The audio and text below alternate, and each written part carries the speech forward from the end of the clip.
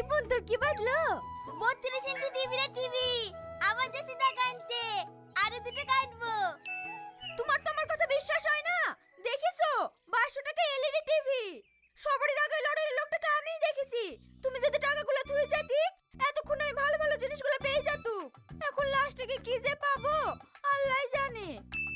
কি হলো পেছি গেলি যে? তাড়াতাড়ি আসো। তোমার কতই লড়ে না।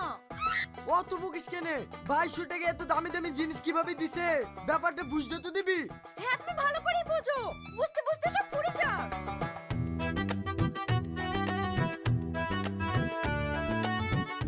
ও ভাই, আমাকে দুটো লটারির টিকিট দাও তো। এই থাম থাম থাম, অত লটপট করিস নি। দে শাড়ি দুটো দে। লাও ভাই ধরো। আচ্ছা তোমাদের সিস্টেমটা কি আমাকে আগে বুঝি বলো দিনি।